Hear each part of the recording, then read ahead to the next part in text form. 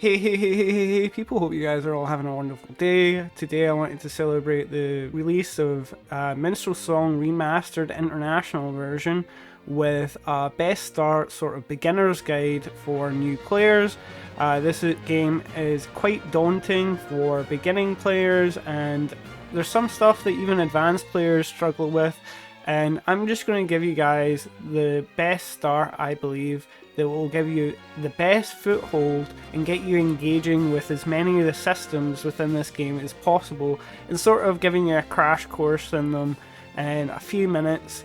This guide is going to be unscripted. I'm going to be playing the game whilst I'm instructing you guys and teaching you why and what I'm doing, to sort of help you guys through it. So I'll try and skip any dead air or anything like that. But first I want to just go over, I have a guide on Jamil on how to start the game as Jamil. He was formerly the best start in the game, as he unlocks a map very easily. However, that's more true to the PS2 version, as his playthrough unlocks one of the best characters in the game for other people. However, that character restriction is now removed, allowing you to play whoever you want and get that character. And I might discuss that character later on, but with that removed, the new default best character to start off with is Grey. Now, the reason why this is we want to be avoiding combat as much as possible in this game. This game has a sort of story progression system where once you complete a combat, by winning, etc., you progress the timeline of the story, which can unlock events or miss events, make you progress the story so far that you missed a missable cutscene. And Grey has no guaranteed encounters in his beginning storyline, allowing you to hit all those missable events without actually doing any encounters that might mess that up. So that's why he is the best character to start off with. Also, he engages with all the systems in the game in his story mode, and I'll explain how that works in a little bit. So yeah, just pick whatever, just go Grey. Don't go with any classes. As you can see, classes will make his stats go down, and this isn't really anything worth. He doesn't really even use these skills. Now, we want to go with slow progression. We want, as I said, when you complete a combat, that will progress time. By putting it to slow, we minimize the amount of progression that we do. In an initial playthrough, we want the progression to be as slow as possible so that we can hit all these missable events. However, in New Game Plus, you might actually want to progress the timeline as your characters are all built up, and you might be just aiming to complete the playthrough, etc. So you might want to make time go faster. And there's also even an even slower mode once you get New Game Plus, to make sure you can 100% every single character. But what we're going to do with is slow. Hope that made sense. Anyway, as we begin Grey's storyline, we get like a sort of small little little intro to him, but I'm just gonna skip through this. Now, we've started Grey's prologue. There's very few things that we really need to do here. Feel free to put double time speed on, and we just want to make our way up here, talk to this guy here. We want to learn proficiencies. The one thing that we want to learn here is find treasure.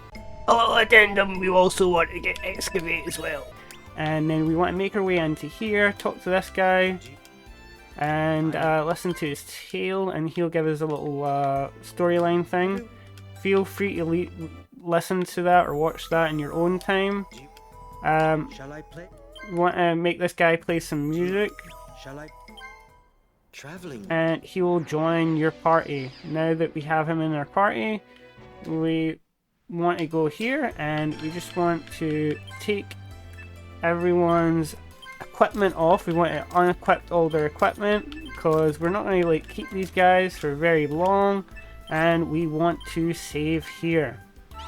Now, time to do the first part of this game, which is duking and diving. As you can see here, all the mobs are on the map and you can see them, and you can sort of run around them in the game. There's no RNG, like random encounters by step, and this game relies a lot on you sort of navigating around combat as much as possible.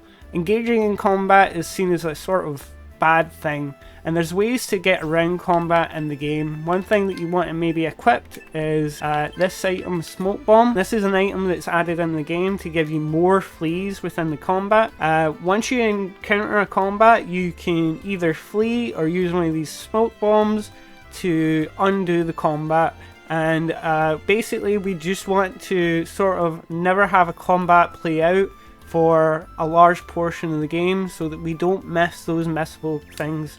So the first thing about Gray's story is we need to do a lot of ducking and diving, which is basically a hallmark of the Saga franchise. If you play the Saga game, you know all about ducking and diving. Now, his story mode is like the first thing that we need to do is a lot of ducking and diving. So the first place we need to go down is in here. You want to go in here, and these characters are going to teach us a lot about ducking and diving. As you can see, these big dinosaurs here, they're really freaking strong, but they only move at a snail's pace, so we can actually duck and dive around them very easily. I'm going to save here. I'm going to save here, and we're going to start ducking and diving around here. And if we encounter any of these combats, we will do some of that fleeing in the Majapa. Anyway, you just want to make your way all the way up here. As you can see, there are more dinosaurs as we go around here, but we just want to sort of get up here, and you'll get used to sort of ducking and diving as you go up here. Now, what you want to do is save here once we've got these dinosaur eggs, and then we want to make our way all the way down here. Now, these guys are going to get really fast if they see us, so we want to just keep saving as we pass by them so that we can sort of duck and dive around them. But as you can see here, now he's running really fast, right? So we want to just make sure none of them, we don't encounter any of them in a real combat situation, or this happens and we get enemy strikes first, right? Now we can use a smoke bomb to flee from battle.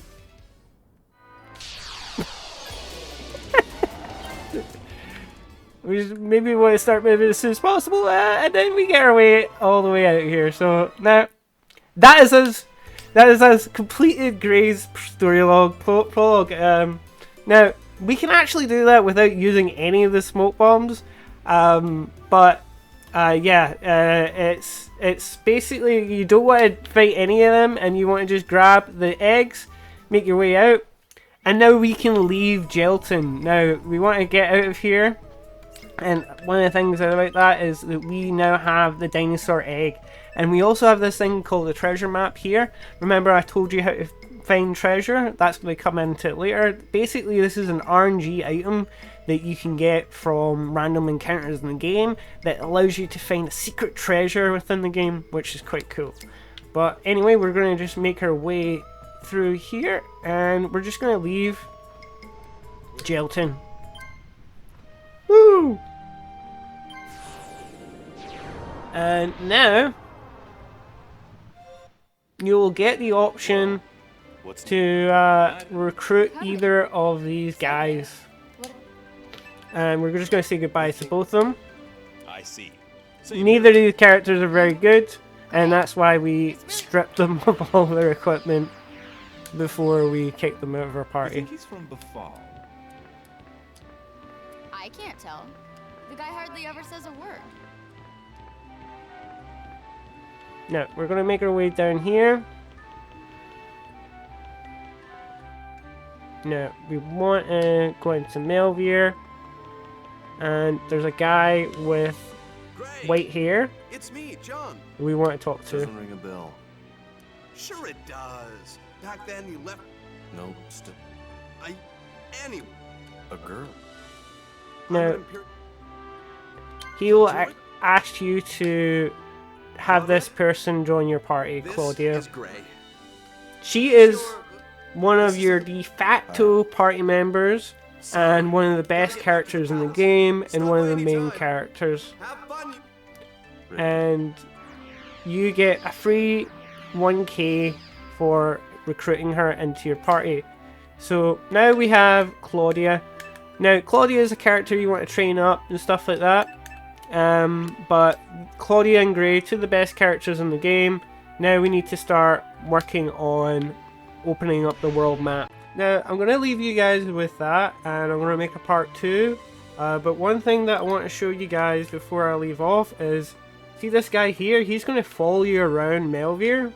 And you want to avoid this guy when you're in Melvir, as when that happens, he will engage in combat with you, which sucks.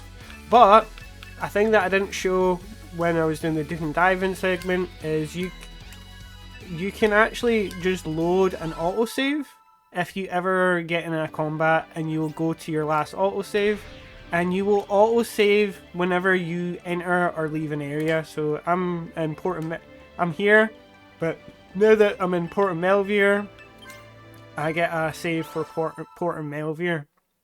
So it's good to be wary of your autosaves. Also, you can manually save anywhere, and when you reload, you'll be in that exact same spot. So if I just make a save here, and I move here, as you can see, if I reload, I will be over to the left where I last saved. So you can. This is very good for navigating combat, and there's a new feature I've remastered. Anyway, I'll catch you next time, where I'll be opening up the world map and talking about pub recruitment as well as other features of the game. Nice one, son. You'll be an all-star yet. Just remember the 5 D's of Saga. dodge, duck, dip, dive, and dodge.